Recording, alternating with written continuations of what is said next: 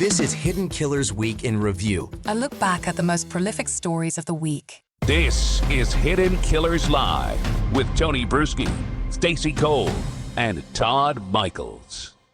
We're going to move on now to the latest in the Charlie Kirk assassination. Robin Drake, retired FBI special agent, former chief of the counterintelligence behavioral analysis program, joining us. Robin, as always, thank you so much for being here. I know we've been texting on and off throughout the weekend, trying to solve the world's problems, as we always do.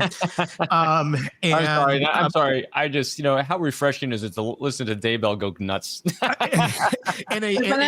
This is a weird world we're living in. Where I know. Anyways, I interrupted. Go ahead. You've been on talking about this all throughout the weekend on Fox, on News Nation, and whatnot. I want to get your take here, just kind of overall. What new things have we learned over the weekend? What has been standing out to you? I know the big question most people have, and I don't know that we're ever going to truly get a satisfactory answer to it, but is the why. What led to all of this? What have you been finding out? Quite a few things. Nothing that's shockingly unusual with him as an assassin. But what's interesting, though, is anytime someone kind of fits a pattern, I like to kind of see what doesn't fit a pattern, because it's a lot easier to kind of see what's different than there is what is. And with him, we're getting a lot of leakage. This is not the case where we're hunting for someone for months or weeks or even just a number of days, because he was caught pretty rapidly. Mm-hmm. And the reason why he was caught so rapidly is multiple areas here that we're gaining a lot of data on to help us assess what we're seeing. And that is not just was he attempted assassination in front of 3,000 people, but also he surrounded himself with people that he had a lot of leakage with. Mm-hmm. And no one's protecting him. And so that says a lot too. So we can do a little bit deeper dive there. And again, everything's conjecture because he's not saying anything himself yet. Yeah. And I say that yet because, just look at the arc of this guy. And that's what we'll talk about. What I'm seeing is this guy has an arc. This guy's arc is he won't shut up. Yeah. And so even he was like, I was on Fox this morning, and they're saying that he's been described as quiet, which is interesting because since we're getting so much data from people around him that are sharing a lot of information about him, he doesn't sound quiet. No, what I would garner from that is quiet, probably around his family, I'm going to guess, because that's what we're seeing. And maybe not so much around his peers or people who thought in a similar way as him. What we've learned, he's a 22-year-old, grew up in Washington, Utah, near St. George, suburban Republican family. His parents are registered Republicans. His father works in a kitchen countertop installation, and his mother's a social worker. The family is described as close-knit, outdoorsy, involved in the Mormon church, neighbors and family. They called him squeaky clean, no criminal record. On the surface, everything looked normal, and I say normal in quotes, in air quotes there. He was the oldest of three brothers, known for his academic success, 4.0 student, including a scholarship he got in 2021. A lot of reports indicate the family celebrated his achievements, spent time together on outings like camping and hunting. Again, you walk away from this, and the last thing you think is this guy's going to go do something like this. And there's certainly people in families that, are looked at as the black sheep or whatever you want to call it, where they disagree with the structure and the belief system of the group of that family. And you can have it either way. You can have very right-leaning families, very left-leaning families, and you have one or two that branch out, and they're diametrically opposed a lot of times with the views of the family. I don't know that. What do we know here on this? Do we know where he was leaning? I guess, and not that it justifies anything, but there's just been so much information that's come out on this thing, and it's been head spinning.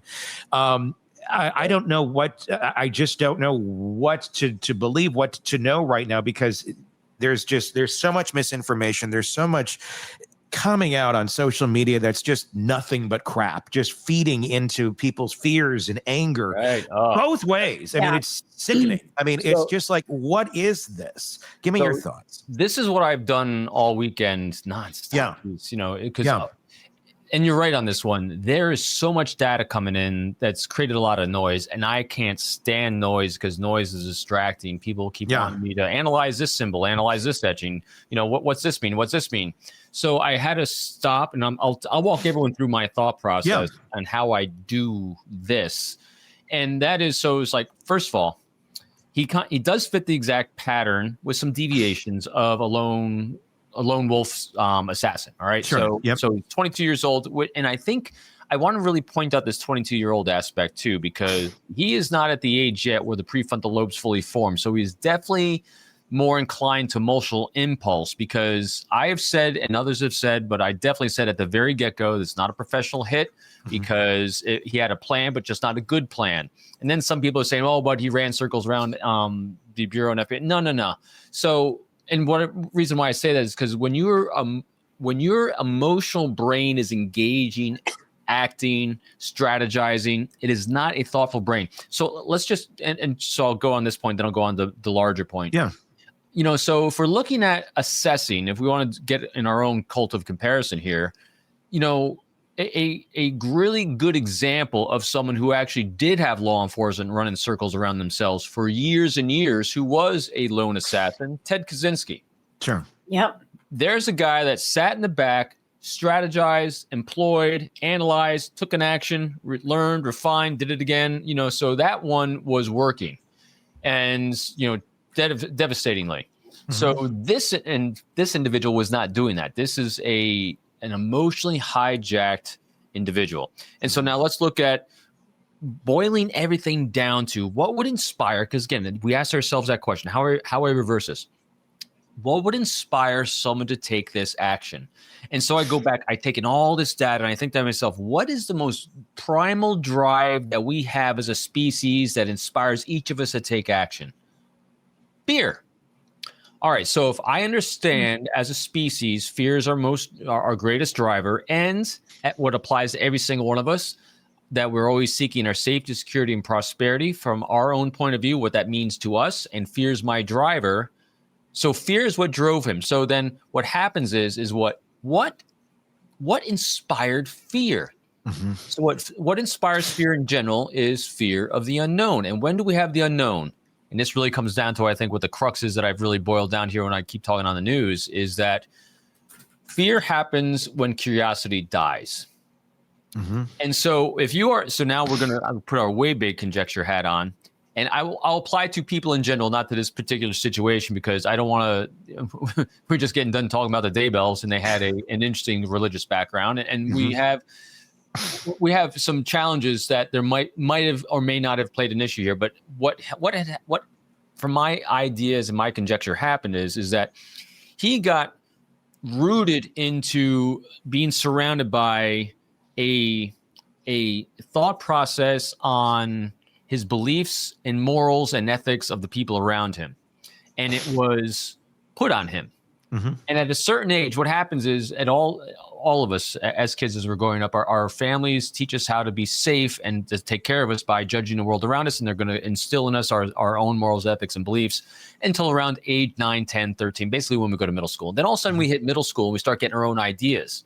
And then if you have a group of people around you that are doubling down on their lack of curiosity and shoving it in you, and you actually start getting different ideas without validating and exploring those ideas side by side in a healthy way, the potential to battle against that at some point is there. Not that this is what happened. I'm just walking us all through this where curiosity dies. So Dr. Diane Hamilton, she did wrote a great book called Cracking the Curiosity Code. And it's really, we are genetically and biologically coded for curiosity. It is actually what helped us evolve as a species. And when that gets crushed, fear ensues. And so what's a byproduct of fear is that rage, anger, discontentment, resentment, all those emotions start edging up, which then disconnects the entire cognitive brain and our thought processing. Then, so we're not being exposed to the validation we need in our thought process on one side, and so we're going to be attracted to another side. And this other side is where the online grooming happens, where the online radicalization, as they're calling it, is definitely happening. And what happens is they're doubling down on their lack of curiosity. And so they're validating all these negative thoughts, all these negative emotions. And they're taking someone who might have been predisposed, may have, because again, genetics or biology, or learned that we're all wound collectors or problem solvers, might have helped double down on a wound collecting victim and a lack of curiosity and escalated it and validated it. And then we get a critical life moment that happens that is a triggering event that takes us over from rage to action for violence. And, again, way early because they haven't explored all these things. I'm still thinking that we're going to discover through the investigation when we find out about it, if it goes to trial, that there was a moment in there that said, I've had enough. It looks like it, pure conjecture, it might be centered around his trans partner in some way, because there's theories, he's out there doing something to protect them. I think there's something around that relationship that's going to be that triggering moment. So that's my long, as I do all narrative answer, saying I think curiosity died, rage got reamped up on this online community where he was finding his own validation. Do you think we're the society is encouraging people to not be curious anymore? Yeah. And that scares me. I'm seeing a whole generation, and I'm not ragging on the younger generation. That's not what I'm doing. I think there's a lot of brilliant people who are coming up behind us. But I also feel like we are being programmed to not think, that here's what you should believe and go forth. Stacey, you're so spot on. So in doing my research on this too. So what happens on these radicalized online forums is the algorithms, the way algorithms work on all these social platforms is they will help you double down on this groupthink and this negative thought process, because what sells ad space? That. And so when you get more and more exposed to this, because that's what the algorithm keeps feeding you, you're going to keep getting more and more immersed into it. And so, it's funny because I always, as you all know, I always come back and relate it to my own kids and what they actually have selected to do on their own. My kids are not on social media. My daughter's on TikTok, but that's it. I mean, they don't maintain a presence. They don't post it. Matter of fact, even with my own kids, like my son has a great quote, and I got his permission to talk about it today. So my son, as I've said to you all before, he's an amazing jet pilot, Marine Corps jet pilot. And their training they do is it's pure chaos. They train him to deal with chaotic situations. And he's got this philosophy that I've never heard it quite put this way, but it was so funny. This guy, one of these instructors is known as, they'll go to the simulator before they do a flight, and he'll like blow up the plane. Basically, he'll fail so many systems that it's like Kobayashi Maru from Star Trek. There's no way to save the plane or save yourself, and they know they're in for it when they go to this with this one instructor. And I saw my son the other day, like last week, on his way to work to go fly and do this training session, and he goes, "Well, today's going to be a great learning day." And it's that mentality which is lacking, because instead of saying, "Oh, this guy's an ass," or no, today's going to be a great learning day. We're going to get some reps out of today. It's going to suck really bad, but I know I'm going to learn something from this. And so, to your point, Stacey, that is what is lacking, because that social media platform of the cult of comparison and showing everyone the 5-second highlight reel from the 24 hours of sucking your life. Just is not reality, and they get sucked into it because it's the lack of curiosity. And what happens is it's beat out of us at a young age. If curiosity gets beat out of us at like 6 or 7 years old because your parents just want you to shut up and do it as I say, it's never sparked. Einstein is who Einstein is because he was constantly doing these thought experiments. He had no money. He's acting as a patent clerk for years and years and years. His dad was a failing engineer, but he's an entrepreneur. And anytime something came up, he said, well, let's look at this. Let's examine this. And so all those things at an early age, that curiosity kept getting spurred. Leonardo da Vinci, same thing. Benjamin Franklin, same thing. All these great people in history are all about the curiosity. And so when you snuff it out, that's when bad things start happening. Well, that energy has to go somewhere. Yeah. People who think in curious manners, who are naturally exploring everything in their environment, when you close them in a box, that energy has got to go somewhere. Yeah. And if you don't let it go into a creative outlet, oh, God help us, it's coming out sideways. And is that what we're seeing in today's world? Yeah.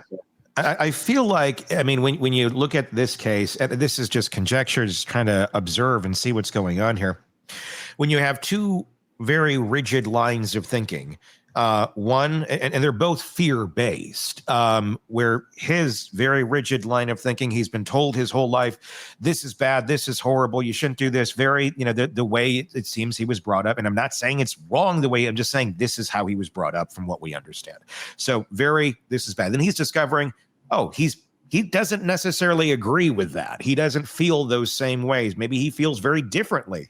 But there's a lot of shame over here to be able to say these things out loud. So this, to me, on the surface, when I look at it, it goes, this seems like someone who was really lashing out, who had been in his own mind and in his own way of dealing with things, lack of problem solving skills here, clearly. Mm-hmm. It looks like he felt very boxed in, and this is, rather than dealing with this in any sort of healthy way, he lashed out.